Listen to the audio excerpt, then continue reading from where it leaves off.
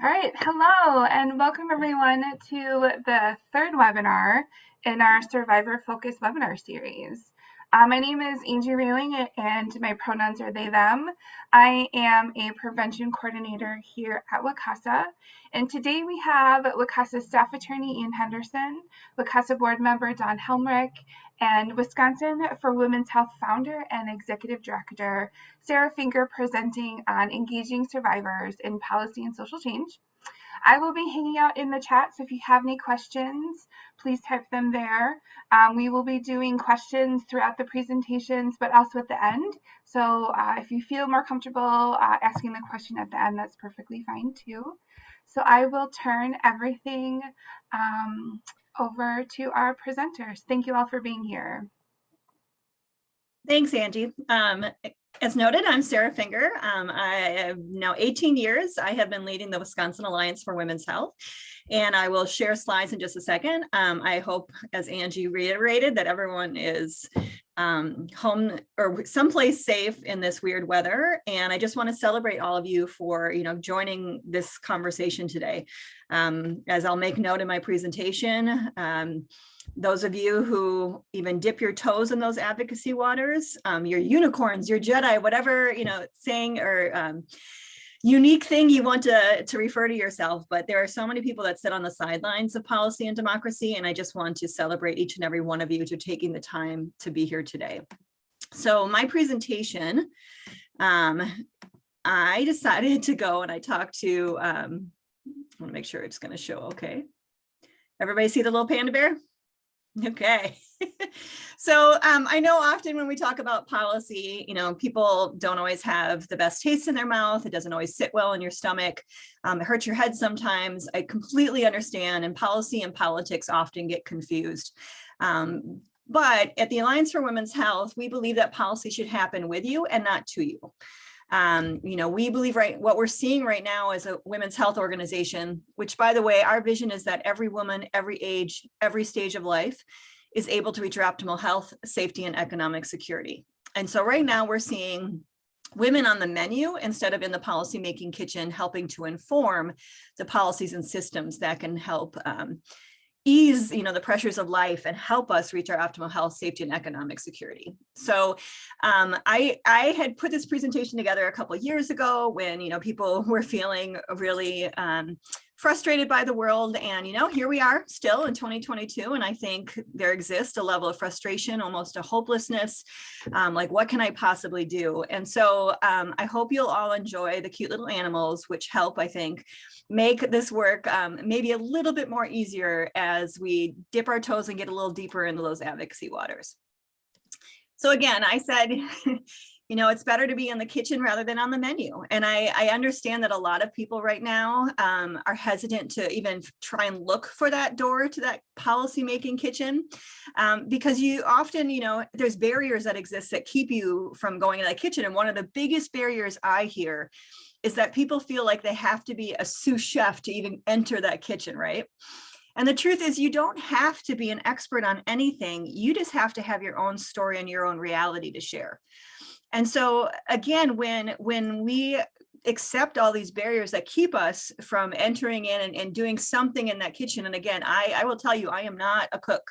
My kids will tell you, my specialty is pigs in a blanket, and it's hot dogs and crescent rolls. So I will say that I am not a sous chef, but I can go into that kitchen and find a place to, pull the napkins, I can dice some onions, whatever it is, but there's a role for each of us at some point to step into that kitchen and be informing and making policy instead of, again, having it happen to us.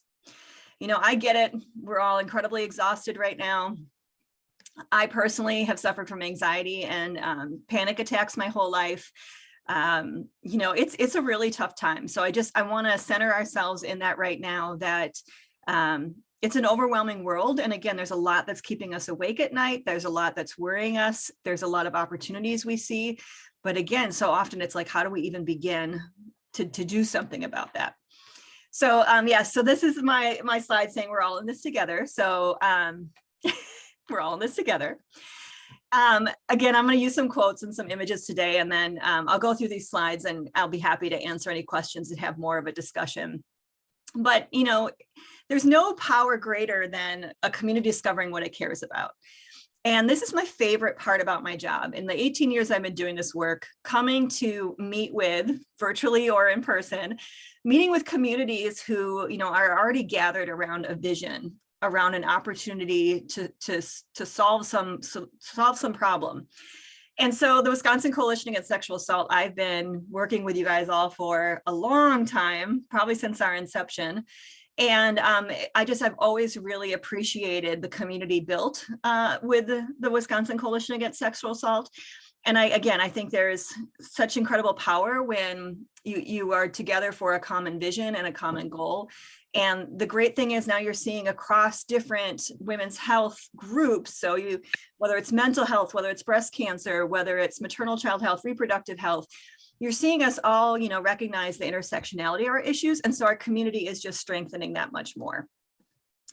I love this quote, alone we can do little, together we can do so much. It seems appropriate to bring up the quote today about, what is it? You know, a snowflake is just a snowflake, but, you know, a bunch of us together can shut down schools, right? Like I'm totally doing that quote complete disservice, but what I want to reiterate today is that I'm going to be challenging us all to do a little bit more and to really embrace the power of being an advocate in policy. But again, it can seem so lonely, especially in this virtual world. It can seem so daunting, like what can I do as an individual? And it's more about our collective difference that we're going to make.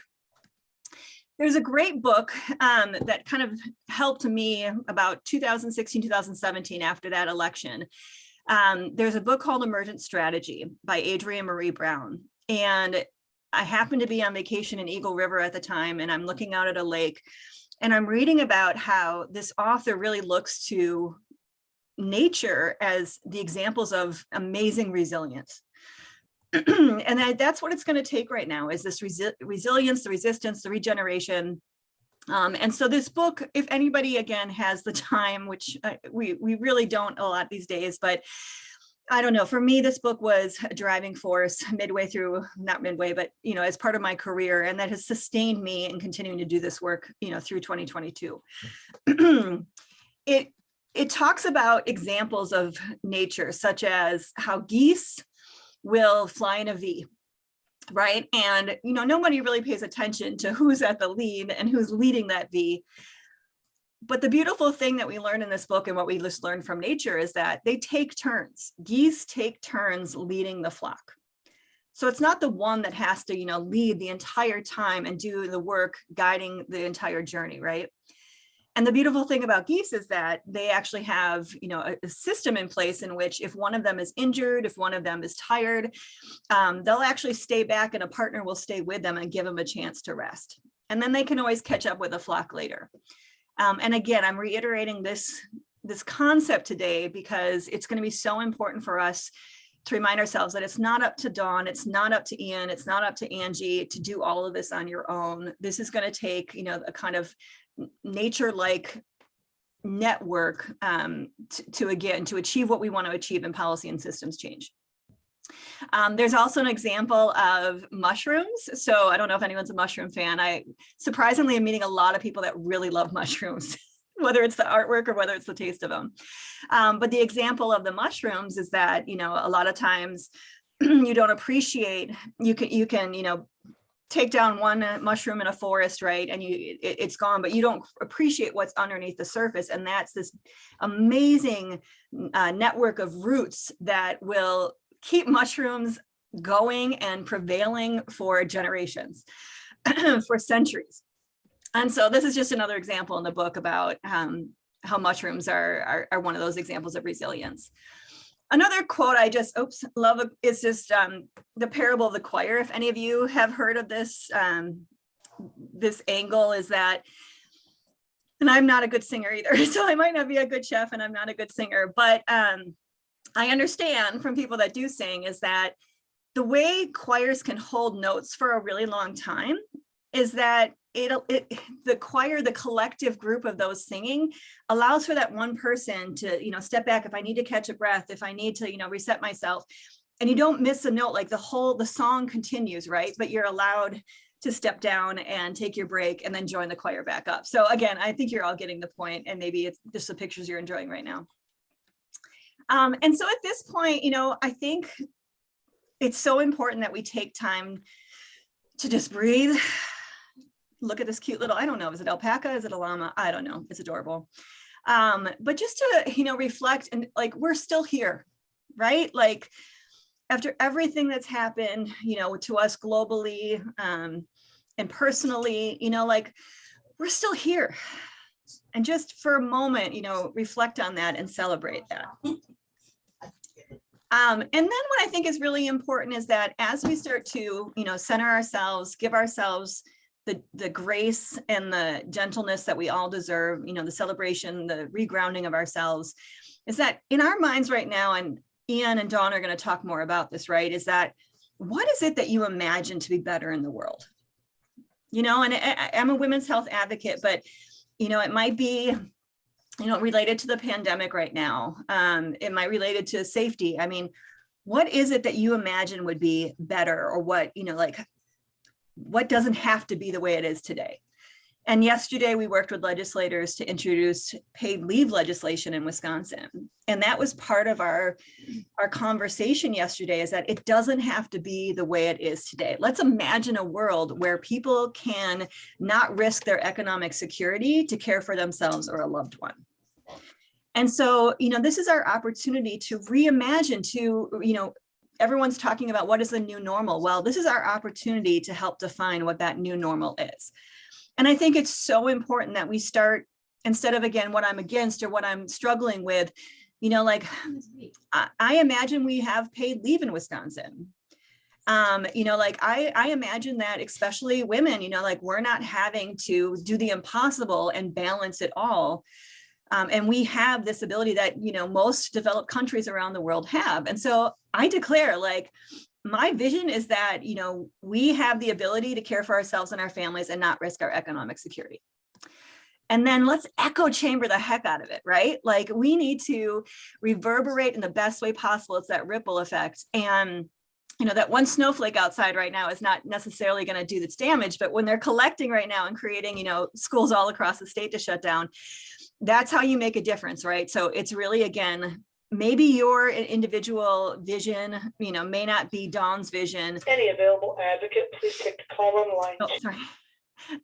But, again, it's amazing when you start really looking at what our visions are. There's a lot of overlap and there's a lot of intersectionality. So let's declare and let's, create that echo chamber around it.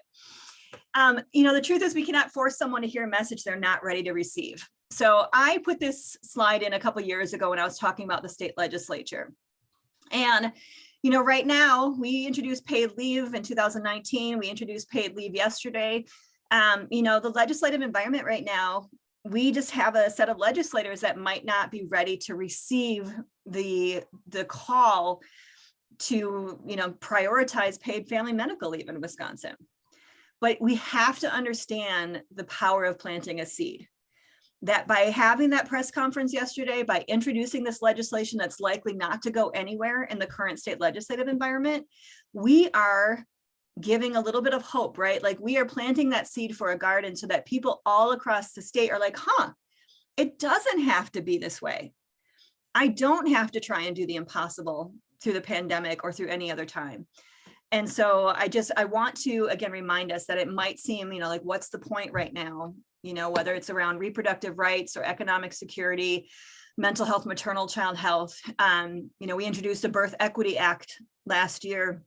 We have the worst state in the nation. People don't think of Wisconsin that way, but we have the worst when it comes to disparities around infant mortality, for Black and white women.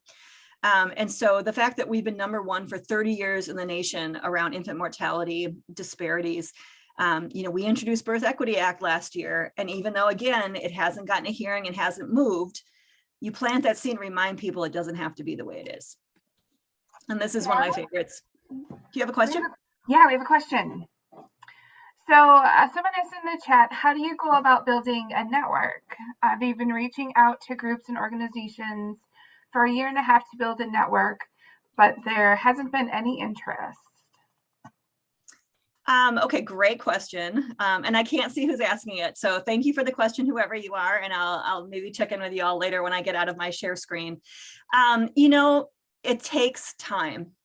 I love the fact that this slide is up right now, right? Like you don't eat the fruit the day you plant the seeds.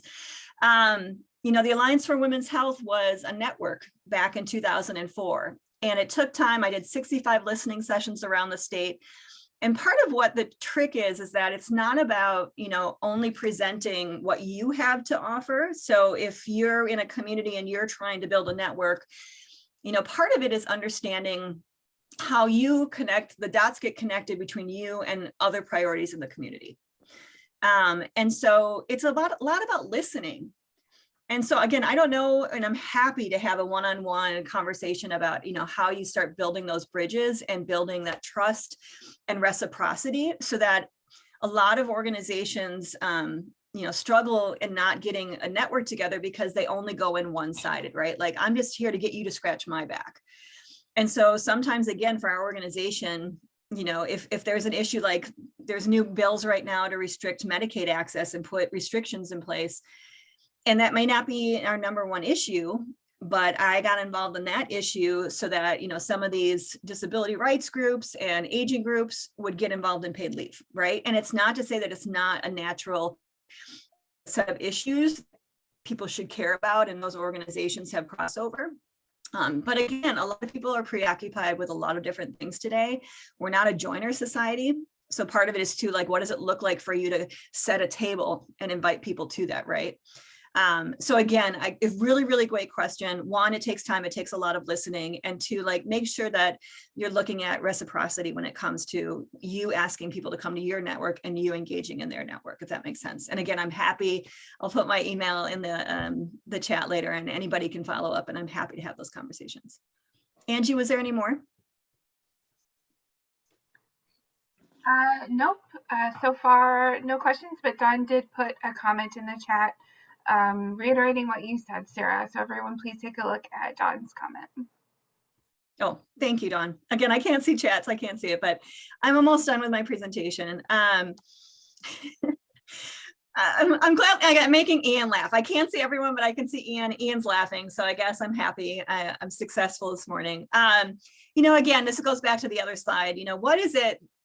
Again, we're all kind of feeling the weight of everything, and it's so easy to be like, oh, all these things are wrong with the world and wrong with my life right now. And, just to kind of say, I just want, like, personally for me, like, I want to not be held captive by my anxiety and panic attacks, right? Like, I want to live and enjoy life and be present in these moments and wake up every day, even though feeling the weight of the world and wondering, like, how are things going to right themselves?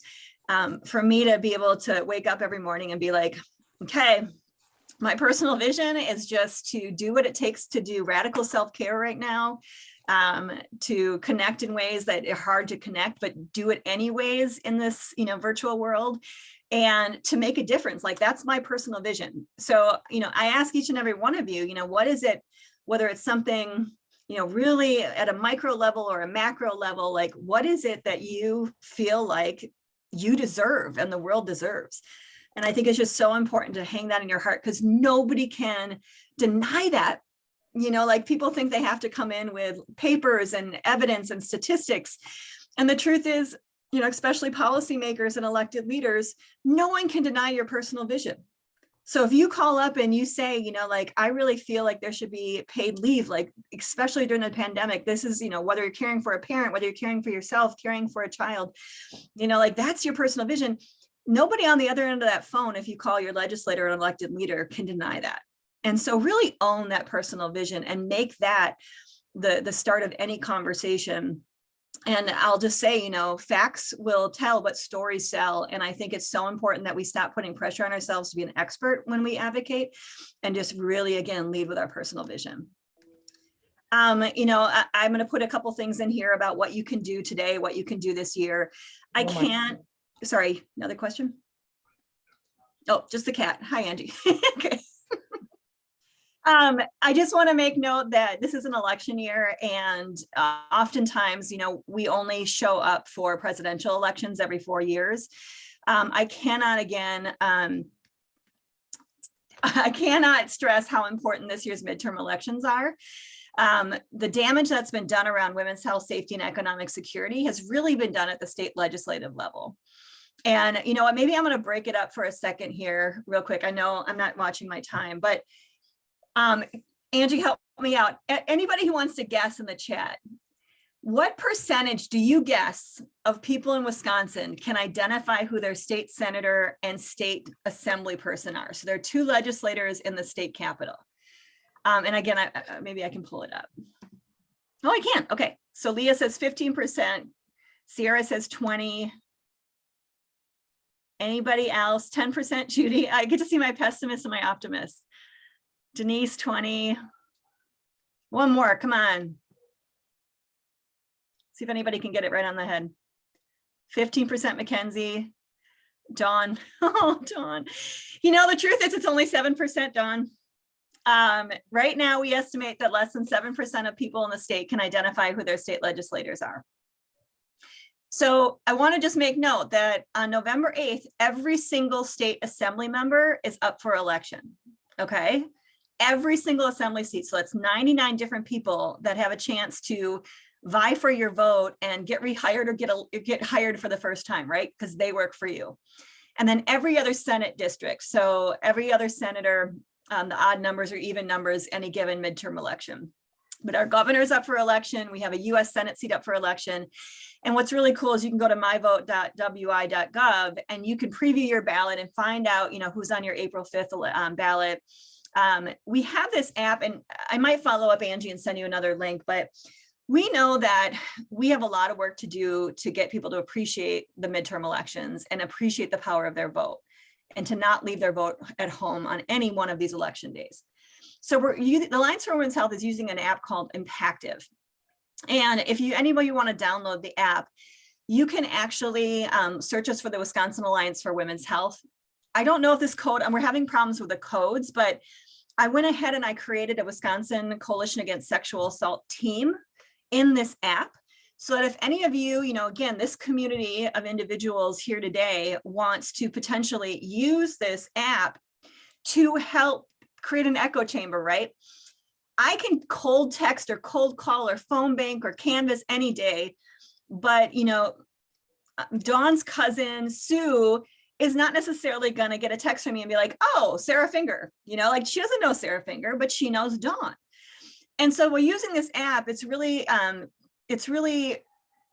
maximizing the relational voter contact. So like Dawn has a relationship. She's a trusted messenger to her coworkers, to her neighbors, to her friends. And so the idea is we put together important information that you can then text, email, or put on social media and encourage the people in your life to also appreciate the power of their vote. So persistatthepolls.org is the website we put together for this year's midterm elections, and myvote.wi.gov is a really great source for everything: requesting your absentee ballot, checking your registration status, finding your polling place. So I think I can go on about that, but hopefully you get the point, and the cat's really cute. Let's see. Oh yeah, preview your ballot. Fair map. So I just put this out there that I think people ask me all the time, Sarah, what is the greatest threat to women's health, safety, and economic security? And I have to say it's gerrymandering and it's fair maps. You know, a lot of people, you know, look at all these different policy issues, and this is the one that's keeping us from meeting the full promise of good policies that could benefit women in this state and benefit lots of communities. So I want people to pay attention to this. Right now, we have dozens of really great bills, evidence-based bills that have been proving to help, again, improve lives and health and well-being, that are just sitting there right now because our broken legislative system won't take up these bills. And part of that reason is because maps were drawn in 2011. So after every census, the legislators that are in charge at the time get to redraw maps for the assembly districts, the Senate districts. And so in 2011, when there was a takeover and there was a supermajority of Republicans in the state, they drew the map so that they could insulate their power, right? Like Democrats have done this too. So it is a bipartisan issue, nonpartisan issue, but when you're in power, you want to keep power, right? And so the way people have used this map drawing process is that they can kind of draw those maps so that it's really hard to challenge someone. It's really hard to hold that legislator accountable. So I'm planting this seed for all of you to recognize that right now I can't get any good bills passed in the state legislature related to women's health, safety, and economic security because of the way the maps have been drawn, and we have to continue to pay attention to this and demand fair maps so that there is a fair chance for good policies to go through. And then other ways to stay involved. There's some things on the slide here, but I just want to, those of you who might work for, if you work for a government entity, I used to be president of the Public Health Association. I saw that so many people felt like they couldn't be an advocate because they were tied to some program or some grant from the government. I just want to remind you all, your time, your dime. Don't let anyone deny your voice in this conversation of things that mean so much to you. Just make sure it's on your own time, your own dime, meaning you're not at work, you're not making phone calls, using an organization or a business's resources. And I like to say, if you're going to make some phone call to your legislator and start practicing that, contacting them, holding them accountable, just make it at night when there's even no one at the other end of the phone. And you can just leave a message and it'll make a huge difference because people don't do that. People do a lot of form letters. People do a lot of, sign this petition. But a phone call, again, there's not enough time to go through all these different details, but I kind of have deemed myself an advocacy doula. So for those of you who know the power of a birth doula, I'm your advocacy doula, and I am here in any way you need. Oh, there's a llama again, to help you navigate these advocacy waters and to find your way and have a satisfying experience in that policymaking kitchen. All right, am I okay, Ian, on time? You're great. Thank you, Sarah. Perfect. Any questions for Sara before we shift gears a little bit? And obviously we're going to hold time for questions at the end as well, but thank you so much, Sara. But just want to see if there's anyone has any questions right now.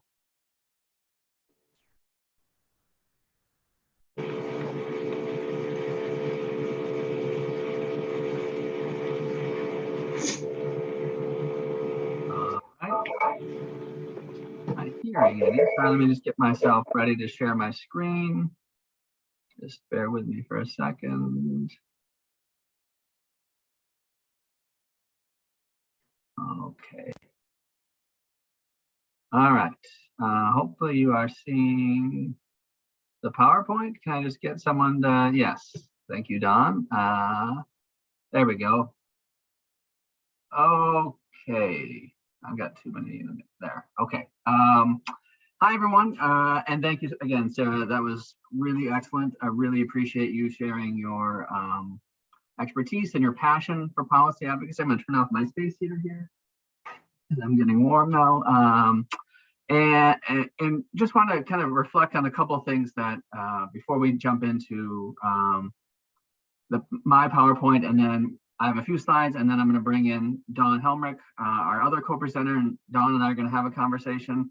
And then we'll finish off with one last slide. Hopefully you'll find it inspirational. It's something I came across, and it's a resource too, from Tarana Burke, who founded and started the Me Too movement. So that'll be our ending slide, and then again we'll have time for questions at the end. But just a couple of things that resonated. A lot resonated with what Sara said, obviously, but a couple of things that I want to just kind of call out. One is that the concept of policy, ideally policy happens with you and not to you, right? And I think that's what we hope to generate some enthusiasm and some really tangible ideas of ways that you can start engaging in policy advocacy. And I think, I'm going to be talking about how to engage with WCASA on policy advocacy and provide a variety of ways that you can do that, ranging from pretty straightforward, low level effort to, more intensive effort. And we'll talk about that, and Dawn will be able to share some of her experience doing some of those things. So giving you that kind of range of options. And Sara has obviously talked about a lot of different ways you can engage with the Alliance, engaging with elections. And so that's what we really hope today, that you walk away from this presentation, feeling empowered to really become part of that that policy happening with you, not just to you, right? And I think the other piece that Sara touched on is that idea of, not having to be an expert on everything, or you don't have to be an expert on policy advocacy. I mean, that's part of my job at WCASA, and I'm learning constantly by doing it, right? I don't hold myself out as an expert on policy advocacy. You learn things by doing them, and you learn as you go, and you learn sometimes by failing and by making mistakes. And so to not let the idea that you are an expert on your own, and as Sara said, right, you have your own story to inform others, right? That's your expertise, right? Your story, your beliefs, your passion, right? That is your expertise, and right, no one can, as Sara said, no one can take that away from you, and to not discount that as expertise, right? And in a different, I won't go too far, right? In a different frame of a different project I'm working on, we're working on trying to build up advocates as expert witnesses for the legal system, right? And a lot of that expertise is based on their experience, right? And so I think that really, that's a good analogy here, is right? Your experience, your story, right, is your expertise, and to not be afraid to share that with others. And to also remember that legislators, policymakers, they can't be experts on everything either, right? They have to know a little about a lot of things. Some of them know a lot about some things, right? Absolutely. We all have our areas of expertise, our areas where background and experience. But right, there's a whole host of things that that come across their desk on a daily basis. They can't know everything about those things. And so that's our opportunity to educate. And we'll talk a little bit about that, and to not necessarily hold up the people who are in elected office as these sort of all knowledgeable policy gurus, right? They're just like you and I, and they have things they know about, and they have areas where they need to learn. And so that's hopefully an area where you can feel empowered to share that and to educate. So yeah, just in terms of now pivoting into the slides.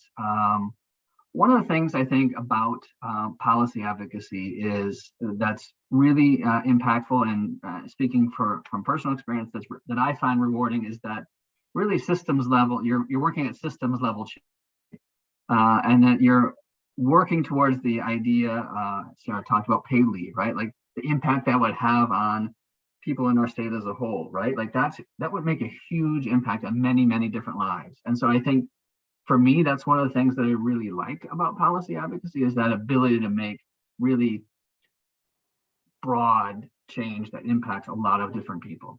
And in that way, it is really rewarding. And so I think just a couple of examples from specific policies that WCASA has worked on, and that I worked on as a staff member here at WCASA, is passing victim accompaniment legislation, right? Ensuring sexual assault survivors have the right to have an advocate with them at forensic exams and at law enforcement interviews. Similarly, passing legislation to ensure that sexual assault kits are collected and tested in a timely manner. Right, we all heard stories nationally and here in Wisconsin about this backlog of untested kits, right? And so those are just a couple of examples of systems change, of issues that WCASA has worked on and where we've seen success, right?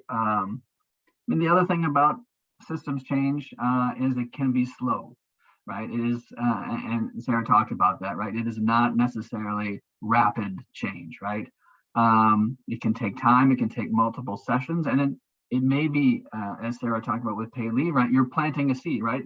You know, in this particular moment of time, maybe it's not going to be enacted, but you are planting that seed and you're building that vision, and hopefully, right, resonating enough with people that eventually they can't just turn their eyes away from it or refuse to act on it. So I think that's really important. And in addition to being slow, there are disappointments. I mean, we're all used to disappointments in many areas of our lives, right? But I think there are times, and both of those policies that I talked about, accompaniment and the sexual assault kit legislation, both had what I consider huge failures in the sessions preceding to them being enacted, where they didn't go anywhere. And we had hearings, but were met with roadblocks. And, that can be hard. And so I think, kind of steeling yourself for that and recognizing that, right, we don't control all the processes, and that when we enter into the legislature, right, there are people in positions of power who can make or break whether or not the bill goes forward. And so it can feel like you're sometimes pushing uphill, but again, having that energy to come back again, right, is really important. You can also, I talked about legislators not necessarily being experts on all issues, and that includes sexual violence. And so as part of my work, talking with legislators, sometimes you have hard and difficult conversations, right? You might hear uninformed views on sexual violence, and I have had plenty of those conversations. And so recognizing, right, like for me as someone who does this work, that can be hard.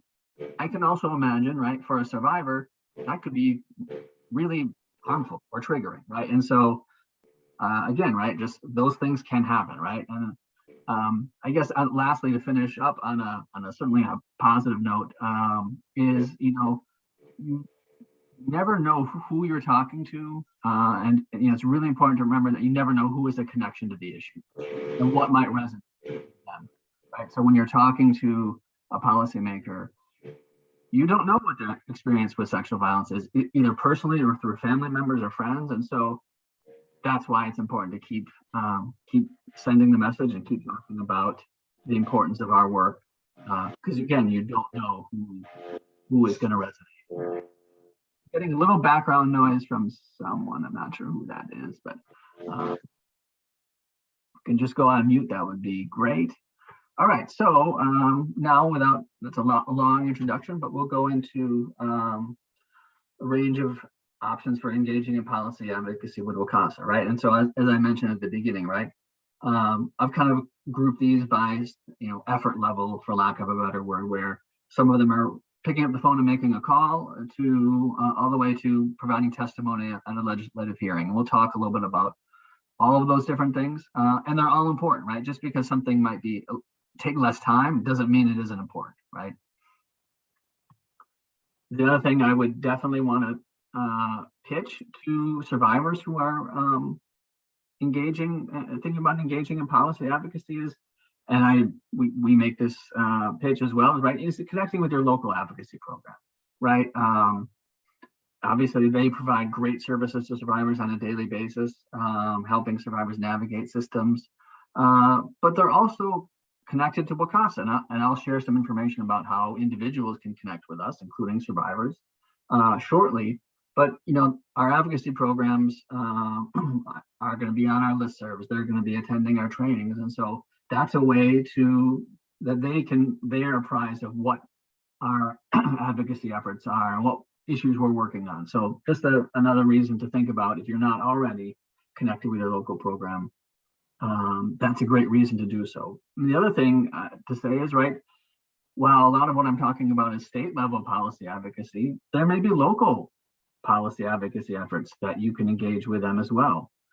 We've seen programs engaging on issues related to prohibiting conversion therapy at a local level, issues relating to particularly LGBTQ rights and students at schools, whether it's harmful bills around bathroom bills and things like that, economic assistance for survivors, paid leave. There's efforts going on, and I know in Milwaukee around paid leave. So again, right, we don't want to think of policy advocacy as only happening at the state level. Absolutely, at a local level, there are ways to engage as well.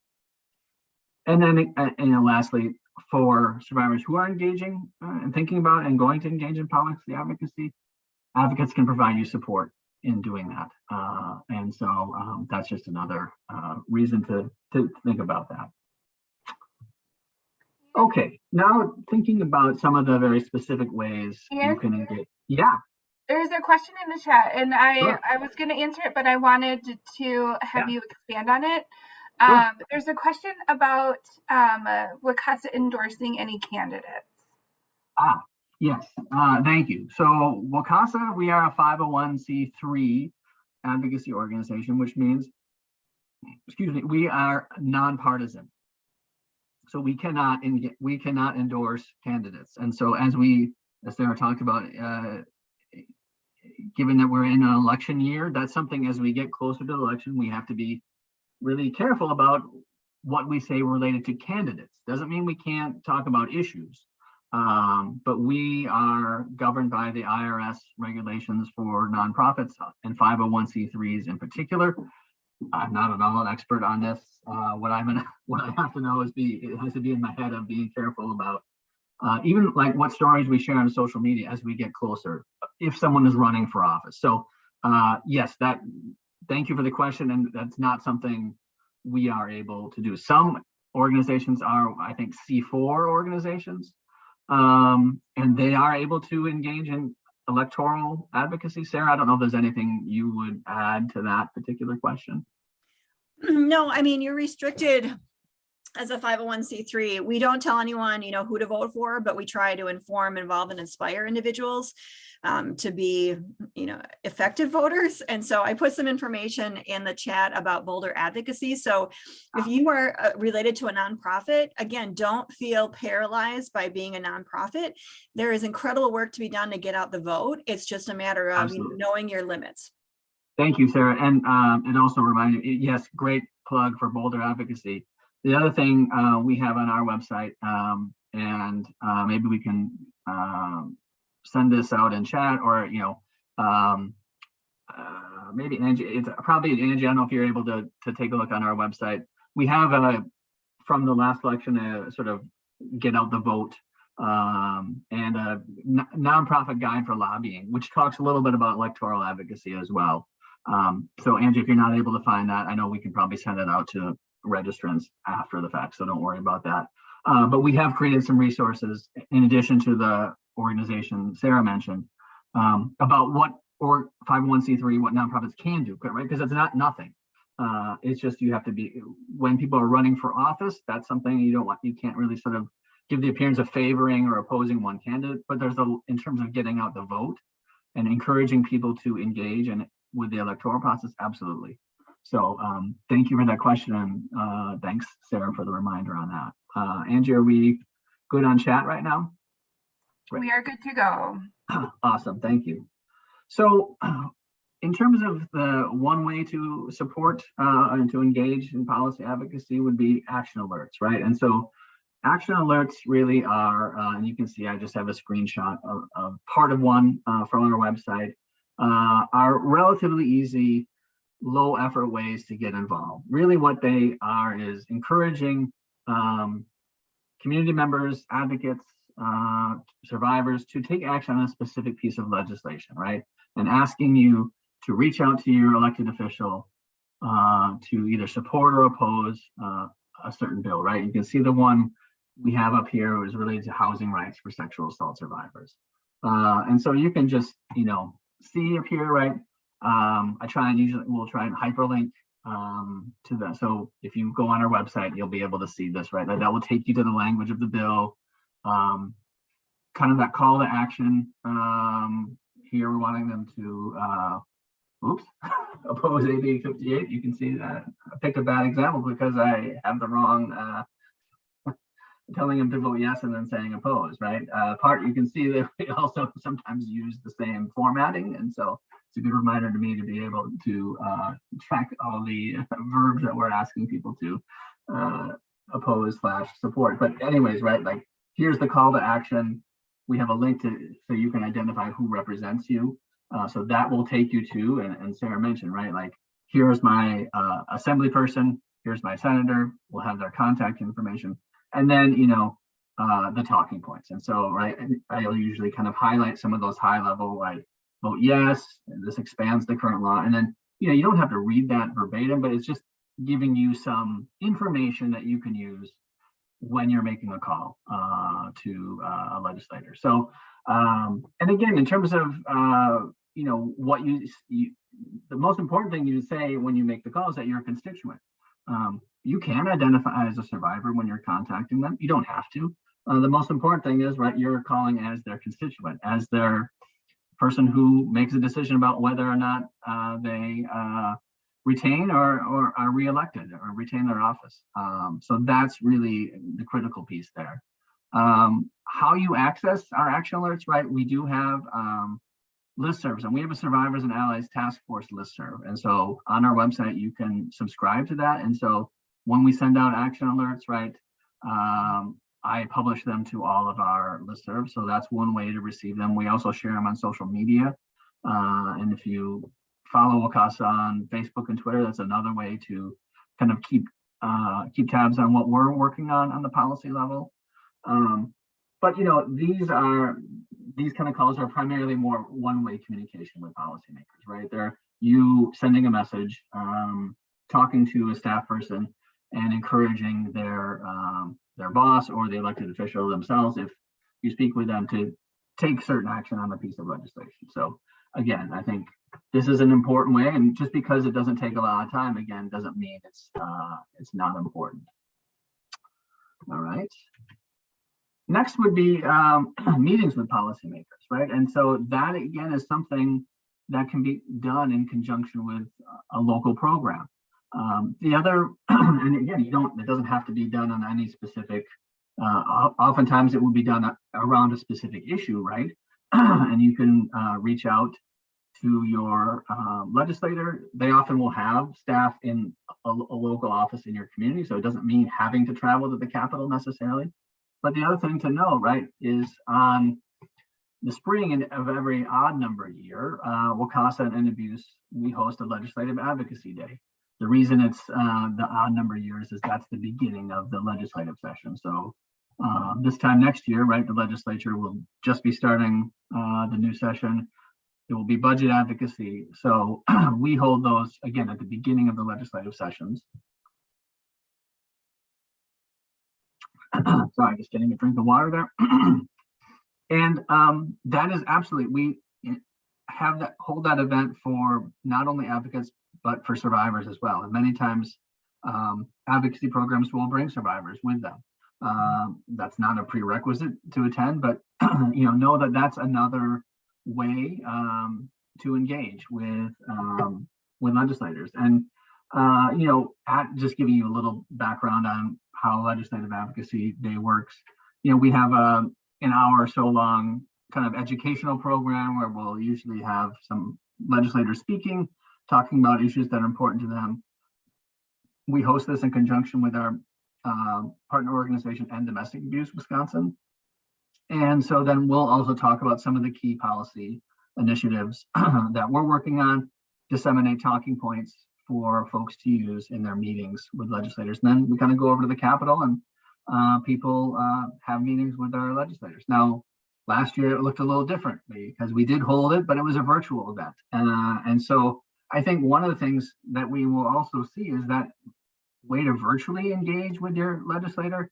I wouldn't be surprised, and it may depend on the person, right? Like that might be something that happens more frequently, even when the pandemic is quote unquote done, whenever that is, right? Like I think that may be legislators may be more open to using that as a tool to engage with their constituents. So that's how we did it last spring.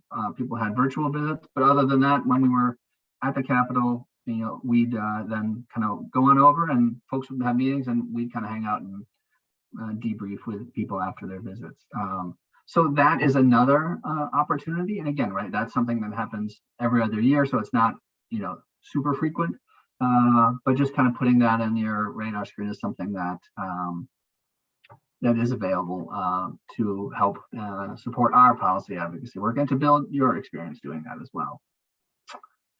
And last thing I want to talk about is providing testimony at a legislative hearing.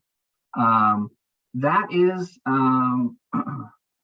legislative hearings that will, the legislative committees will hold public hearings on bills that are going to be moving forward through the legislative process. That's kind of the first step after bills are introduced. It gets referred to a committee, and then that committee chair makes decisions about what bills are going to get a public hearing.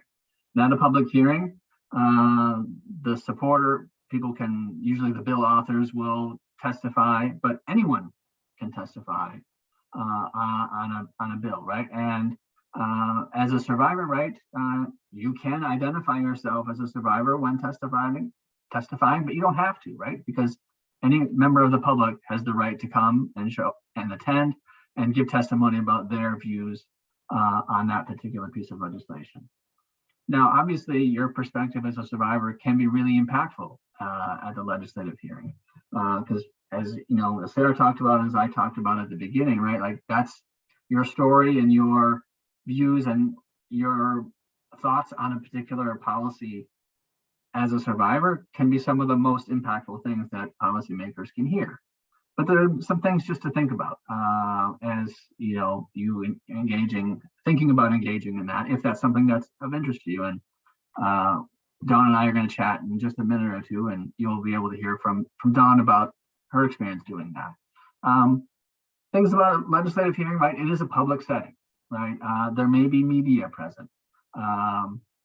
Doesn't mean you have to speak to the media, but you might be approached by a reporter who says, hey, could I talk to you about your testimony, about your views, right? That's your decision whether you want to talk with them, but just know that, right? The other thing is some of the hearings are live streamed on Wisconsin Eye, right? And they are archived there, and people can watch those hearings at a later date. So just kind of have that in your framework, as it is a much more public setting. The hearings can be long. There may be multiple bills, usually there are multiple bills that are being heard on a particular day, and we don't have a lot of control about when you're called to testify. And so there might be things we can do as advocacy organizations to talk with a committee clerk about, you know, there's a survivor here. Is that someone who could go early? But, you know, there's a limited ability that we have to influence about when people are going to be called. And so it can be, you can be sitting a long time, I guess is what I'm saying. In some hearings, they'll impose time limits on testimony. And, you know, legislators, the committee members can ask questions of people who are providing testimony. You know, in my experience, I would say they tend to be more deferential to members of the public as opposed to professionals or lobbyists who sometimes you'll hear, right? Like, well, people who are paid to be here, right? I'm not as worried about you, but I want to hear it from members of the public. And that's fine. I understand that. And certainly the technical questions, as someone who, right, does do this work, I'm happy to answer those questions. Generally speaking, in my experience, when I've heard survivors testify or just are members of the public, they tend not to get the harder questions from committee members, but you know, it's possible, and they can ask questions. If you don't know the answer, it's certainly okay to say you don't know, right? And you know, if that's something, if I'm there or we're there, you can certainly say, you know, Ian from the Wisconsin Coalition Against Sexual Assault is here. Maybe he can ask that. And I mean, I get questions that I don't know the answer to and have to say, I'm not sure, let me follow up with you. So it's okay, right, to not have the answer. And then, you know, last thing is that, you know, you're in control of what you say as a survivor, right? You can simply identify as a survivor and leave it at that, right? You don't have to share your whole story. I think the key perspective is why, if I was saying like, what is the most important thing you could say is, why as a survivor is this issue important to you, right? If that can be the one question that guides what you say, that would be the thing I would say to think about. And then last thing, not the last thing, almost the last thing on this one, is, you know, it can, in addition to the hearings being long, it can be difficult to hear others' testimony, right? Particularly on if it's a contentious issue, right? Because you might hear people with very different views. You might hear people with very uninformed views. Sometimes those uninformed views are coming from the people sitting on the committee, right? And that can be challenging, right? I've sat through several of those hearings this session on bills right, it's hard to hear, and that's coming from someone, right, like who may not even be directly impacted by that particular legislation, right? If some of the legislation, the anti-trans legislation, right? Like I'm sitting there as a straight white man, right? And it's hard for me to hear. I can't imagine what it would be like for someone, a transgender person sitting in that room, right? So just know that. And which kind of last point here is why self-care is so important, right? And taking care of yourself, that's where, you know, being connected with an advocacy program is really helpful. Certainly WCASA can be a resource as well, but right, we're not the long-term advocacy support. And that's why, I think that can be so important, because again, it can be hard to sit through those hearings. So having gone through that, I'm just going to stop sharing because I want to bring in our other speaker, Don Helmerich, now. So just give me a sec while I stop sharing. We'll come back to the PowerPoint at the end. All right, and let me get my other, sorry, just bear with me. Need my other document up. Right, find it. Okay. All right. Okay. Hey, Don. Hey, Ian, how are you? Good. If you want to just give a little background about yourself, and Sure. how you came to be involved in policy advocacy. Sure. My name is Don Helmerich. My pronouns are she and her, and I am a board member for WCASA, and I am also a survivor. And my healing journey began quite a while ago. And in the beginning, I was really struggling with trying to find ways to be an advocate and to make like a big difference. And I felt like I was doing a lot of like preaching to the choir, and not really being as impactful as I felt I needed to be. And I remember attending the National Sexual Violence Conference in California, and somebody there was like, well, we're going to go down to the Capitol, and we're going to talk to some people. And I was like completely terrified. And like all the things that Sara said and all the things that you said, Ian, really resonate, because I kind of like put these individuals on this like big pedestal and forgot that they were just people with opinions. And I was a person with opinions, and I had to like talk myself off the ledge when going there, saying like, this is just something that I really feel is necessary for me to do. And I'm not going to lie, it was terrifying. I was really nervous. I had a lot of anxiety over it.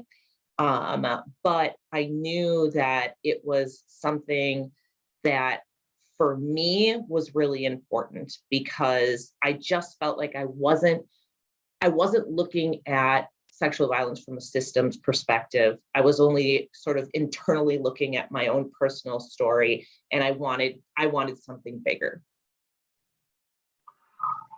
Great, thanks, Don. Now, I talked a little bit about providing testimony at legislative hearings, and I know that's something that you've done. Can you talk a little bit about a specific experience when you provided testimony and what that was like for you? Yeah, I'm going to talk about the victim accompaniment bill, because it was the first time that I had ever stood and actually testified in front of individuals. And I have to be honest, it was a challenge, but it was a bill that was incredibly important to me. And Sara talked about like, knowing your passion, like your personal passion. And for me, this was one of those things. As a survivor, back in the early 90s, there was no victim accompaniment. I didn't have an advocate. And I remember so specifically, I had to have a rape kit done, and I was leaving the hospital, and I was handed a like 1-page brochure that basically said, here's a support group you can join. And that feeling of complete and utter like loss and hopelessness when I got home and was like, okay, so now I'm done. Like, what am I supposed to do with all of this? With no one to call or no one to talk to. So this particular bill was really important to me.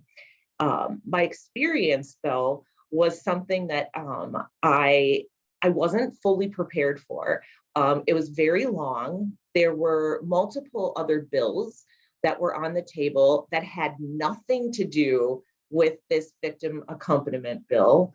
You literally go in and fill out a piece of paper with your name and saying, you know, like what bill you want to talk about, and it goes kind of in a lottery, and they pick them out, and whenever you're called is when you go. And so I experienced a lot of anxiety during that process. And at the same time, when I was called to testify and I gave my testimony, I don't think I've ever felt so empowered in my entire life. It was the most amazing experience to be able to look at people that were like in a position of power, that could really make a difference with this bill, and tell them why it was important to me and explain to them why it was so necessary. And after I was done, there were very few questions, as Ian said. But when I left, I felt like I was really making a difference. Like this bill could potentially pass because I sat there and I told my story. And that was really, really empowering for me. And about a week later, I actually got 2 letters from 2 of the individual legislatures that told me how important and how impactful my statement was on them and their decision. And I told Ian, I said, you know, I feel like when that passed, it was probably the most humbling and inspiring moment for me in all of my healing journey. So while there were challenges and while it was very anxiety provoking, it was also really empowering and really powerful for me, and probably the biggest thing I've ever done. Great, thanks, Don. Oh, was there a question? Maybe there's some background noise. Thanks for sharing that, Don. And just another question for you. You know, from your experiences engaging on policy advocacy, has there anything that has been the most surprising to you as a result of doing this work?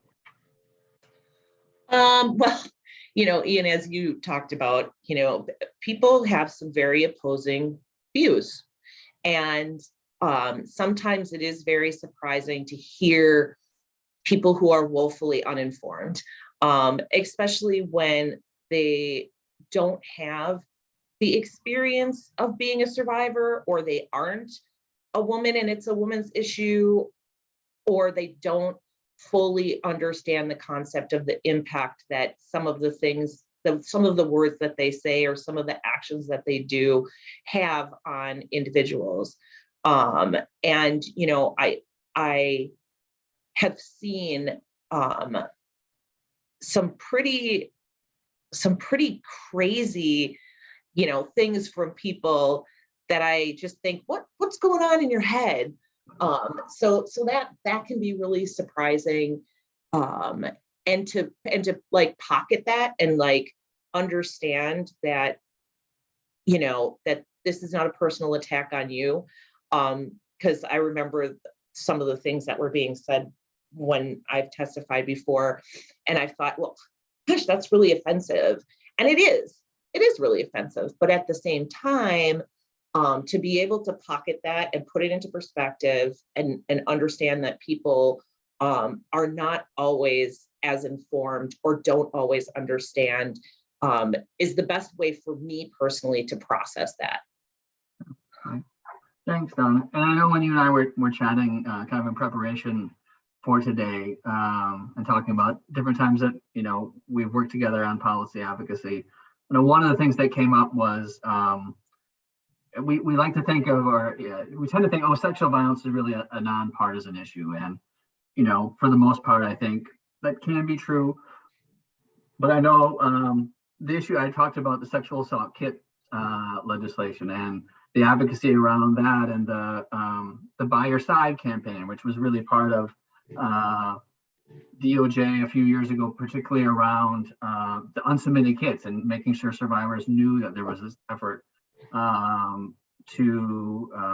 that they could, if they had a kit collected and weren't sure what happened, that they could find out and to request that it be tested. And there was, again, a big media campaign, right? And when we were chatting, you shared kind of some of your experience around that and how when it did become that became an issue in the Attorney General's race a few years ago. You talked a little bit about some of that experience. Would you mind just talking a little bit about that? Sure. So, so I was really, really interested in the rape kit issue because, again, personally, my perpetrators would not have been convicted had there been no rape kit for me. And so it was very powerful for me, and I really wanted to advocate on behalf of those rape kits getting tested. But what ended up happening was that because of the Attorney General and who he was at the time and his political views, there was a tremendous amount of pushback on that rape kit testing. And I actually got confronted by people who have the same views as I do for jumping on the bandwagon and for being a part of this because of who the Attorney General was. And that's one thing I have to say about, that Sara mentioned multiple times during her presentation, is that, it was my personal conviction that these rape kits get tested. And I had to really stand my ground, and I had to stand up to some friends and some survivors and some family members who were really confused as to why I was so adamant about these rape kits getting tested. And that can be frustrating and confusing. But I would say that as long as I knew what my conviction was for that, and as long as I was able to stand my ground, I think it's okay to, have conversations with people when they don't necessarily know why you're supporting something, and being able to explain to them why you have this conviction. But I will say, though, that I do feel like when I'm really passionate about something, I don't owe anybody an explanation, right? Like, I really don't. I don't owe you an explanation. If I offer one to you, it's because I care about you. It's because I want you to understand my point of view. But to just really be secure in understanding, your why behind whatever it is that you're getting behind is really super important. Great, thanks, Dawn. Just a couple more questions. What would you say to survivors who are thinking about engaging in policy advocacy? And as just kind of a follow-up, do you have suggestions that people think about before engaging? Well, first and foremost, I'd say that you don't have to stand up in front of legislators to make a difference. There are a dozen different ways that you can be very impactful. And I know that there is a lot of survivors that can't necessarily do the kind of advocacy work that they want to do because maybe their family members are the individuals that were their perpetrators, and maybe they're on social media and they can't be as upfront as like I am in particular. And Ian and I talked about this, like, you can always go onto the WCASA website and share information that they have on there. You don't necessarily have to, announce that you're a survivor. You can write letters. You can make phone calls and not disclose that you are a survivor. The voting thing is really super important. But there's lots of ways that you can be a part of making a bigger impact without actually having to go and testify. But if that's something that you want to do, I think that notion of self-care is really important. Having somebody like Ian in your corner who can help walk you through what the process is, knowing that there are resources available before you go out and do anything that exposes you to sort of a public setting is really important. I think that a lot of times, for me, certainly, I was really, I really wanted to put myself out there, but I wasn't completely informed before I did. And so there were some really triggering moments in my advocacy journey that could have been avoided had I known where to go and who to talk to and gotten some experience and had some conversation ahead of those advocacy experiences. Thanks, Dawn. And last question. As someone who does meet with legislators and staff members fairly regularly, we often get a question, usually from staffers before hearing, hey, Ian, can you have a survivor come and testify? As if, I just have this kind of pool of survivors who are, willing to do this. And or from media, right? They'll reach out to WCASA, hey, is there a survivor who could talk about this issue? And I think we've talked about why survivor views and input is so important. So on the one hand, I totally understand that. And I think I also have my own views, which, we don't need to go into about, should you have to hear from a survivor for you to think it's important, right? I kind of hold both of those things being true at the same time, but I want to know what you think about that. And whether there are, why is it important that we hear from survivors in both the media and policy, and what are some downsides to that kind of need from media or policymakers to hear that? Yeah, I too am split down the middle on this. And I mean, as a survivor and as somebody who has been in front of the media many times, there's such you never know who you're reaching, right? And as a survivor who wants to have a voice, I think it's important that those of us that do want to have a voice have the opportunities to be able to do that. So I don't necessarily mind being the person that gets called on to be a part of these advocacy work or media work, because not everybody has the opportunity to have that voice. Not everyone feels comfortable in that platform. And so a lot of times I feel as though by being a survivor and by lending my voice to this issue, I'm making an impact. On the downside, oftentimes media doesn't necessarily take into consideration the words you're actually saying.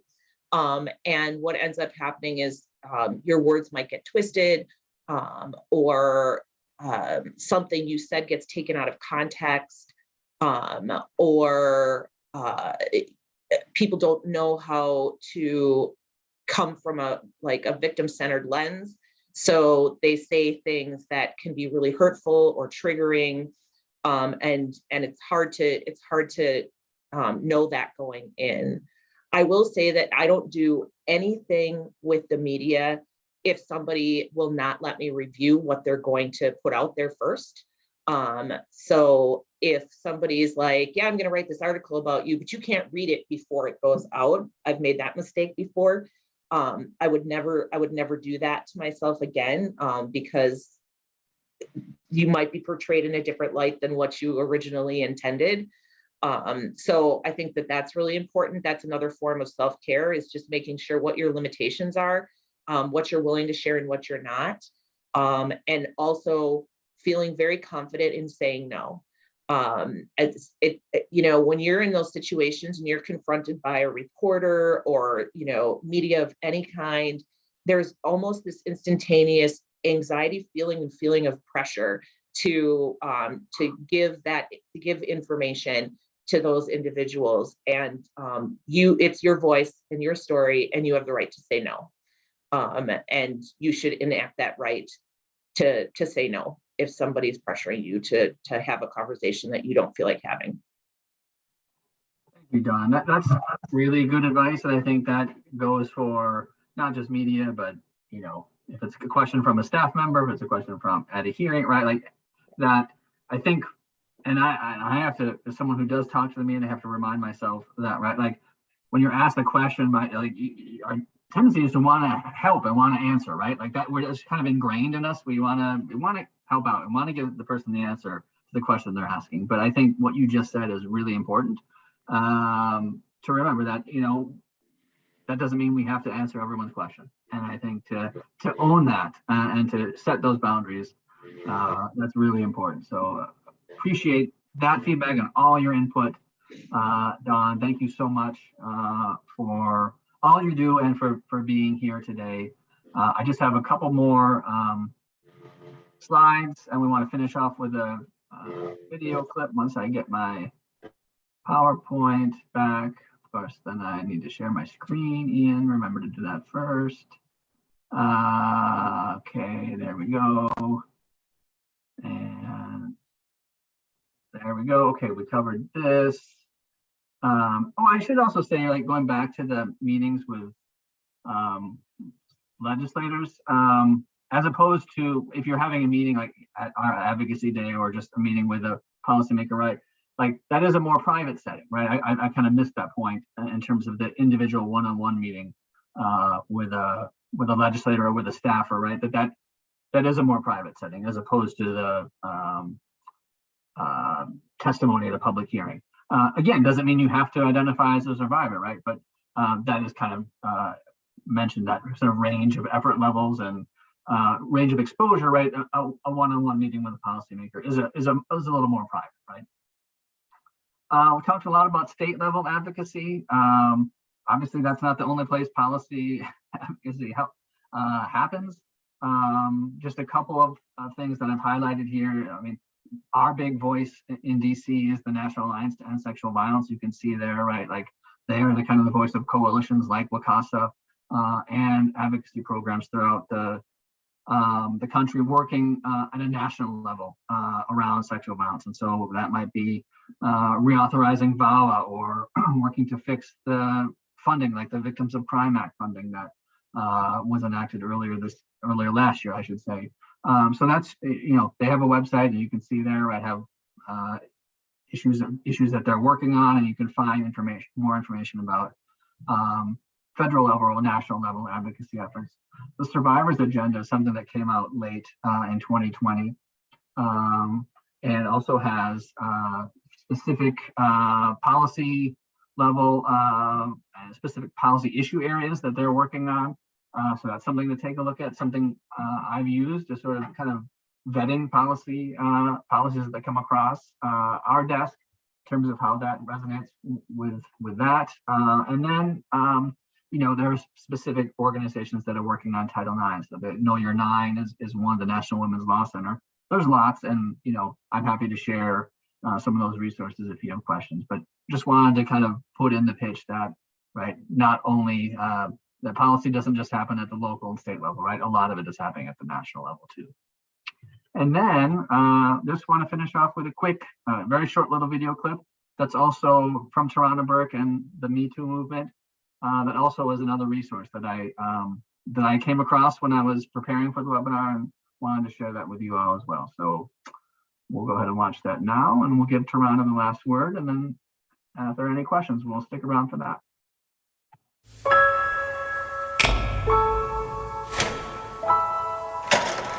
On October 15, 2017, 2 words changed the course of history. The words we wrote that day are a part of a longer and even more powerful history. The wounds become scars. Things are changing. We really need everyone's voices. Today, we all have a chance to write another chapter, powered by everyday activism as simple as joining a march or reading a book, written to a permanent archive on a public blockchain. because it takes a sea of us coming forward to demand change. Because no matter who you are, you can act too. The end of sexual violence begins with this next act. So yeah, if you go and Google Me Too movement or Me Too Act 2, it will take you to that website that Toronto Burke just talked about. And there's a lot of resources. I mean, I was just kind of skimming through them the other day, and there's a lot of information on there. So I would just absolutely put a plug in for you all to check that out. But I guess without checking on time, I think we're doing, oops, sorry, I'm just trying to stop my share. We are almost at 10:30, but not quite. So I want to thank you all for attending. I want to really thank Angie for her work in setting this up. I want to thank Sara and Dawn for their time and thoughts and views, and just so appreciate them sharing that with all of us. So thank you to the both of you, and thanks to all of you for attending and for what you do. And if there's any questions, I think I can speak for Dawn and Sara. We'll be here till 10:30 if folks have any questions. But thanks, everyone.